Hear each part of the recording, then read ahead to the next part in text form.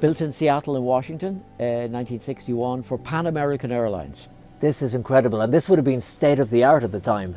Oh, very much so. Cost $6.1 million US in 1961. That's one in 2023. That's $158 million. What route was this doing, Philip? This particular one spent most of its time flying from New York across the Atlantic into Germany. And Pan American had routes into Berlin, Cologne, Dusseldorf, Frankfurt, very busy routes.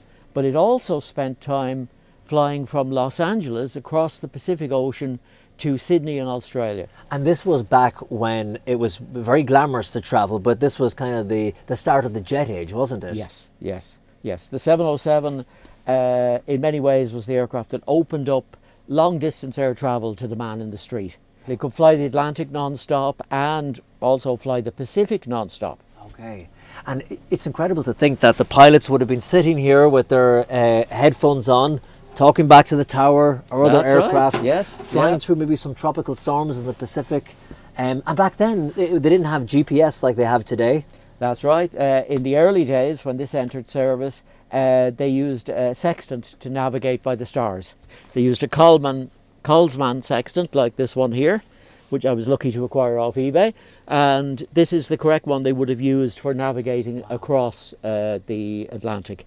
And later on, of course, sticks up on the roof. Yes, that's right. And they would look at the stars. There, yeah, and they would literally take bearings from the stars, just like the old sailing ships, as they navigated across the ocean. Isn't that incredible? That even though they had the four powerful jet engines, they still had to rely on the stars to make sure they were on course. Yeah, and then of course later on, more modern navigation systems came in, like GPS and inertial navigation system and the likes. This one they fitted Doppler navigation, which was a later system that they had. We're sitting where the pilot and the co-pilot would have been sitting, but in those days you also had, tell me, the engineer here? Yes, this was the flight engineer, very busy guy. The flight engineer looked after the generators, the fuel, the oil, the pressurization and the air conditioning. Okay. Very busy guy. As this aircraft flew for hours across the ocean, he was constantly busy moving fuel from tank to tank and whatever. He was checking the burn rate and yes, keeping a very close eye on the engines. And today, there are no flight engineers. A computer does all of this today, so his job is gone. And the navigator over here. And same with the navigator. Today there's no navigators on commercial aircraft. It's all done by computer. Now, Philip, this looks incredible, but when you got it, it wasn't anything like this. I mean, these panels were all stripped out. That's it. When they scrap aircraft, unfortunately, they strip everything out because all these gauges and instruments are very expensive. And of course, they all have a serial number and they're all tagged. So if they're still serviceable, they are sold on and go into other aircraft and continue to fly. So this was completely bare when I got it, and it's taken me over 10 years to track down the correct ones and fit them.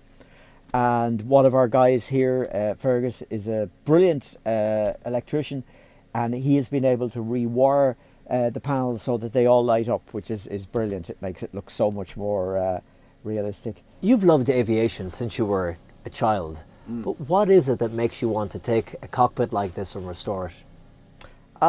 It's just a fascination with the technology that goes into these things. I've always been interested in aircraft.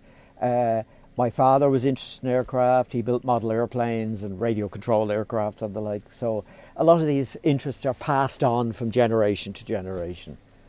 And I've loved every minute of this, but it's not finished yet. There's still gaps. There's still more parts I'm still looking for, and someday they'll turn up somewhere. It's wonderful, and I love the sea of buttons and knobs and controls, and the one that you never want to hear going off when you're over the ocean, the stall warning. And you certainly don't want that going off with 189 passengers back here. But you know what's fascinating about this too, Philip, is that where the pilot and the co-pilot and where the engineer and the navigator are sitting, there's a small ashtray for each one. That's right. Back in the 1960s, everybody smoked. There would have been a fog inside this cockpit almost. It's hard to imagine today, isn't it? Yeah, well, there you go. Times have changed. You can see the weather radar here. That would have shown them the storm clouds ahead as they went along. Things to avoid in the... Yeah. 4 each one for an engine. Yes, you've got 4 big Pratt & Whitney JT4A turbojet engines.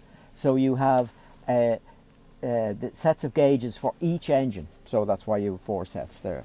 Now back then, Philip, fuel was cheap and they weren't as environmentally conscious as they are today. So how did they fly? Was it... Literally throttles forward the whole time. Foot down. So back in the 1960s, fuel was cheap.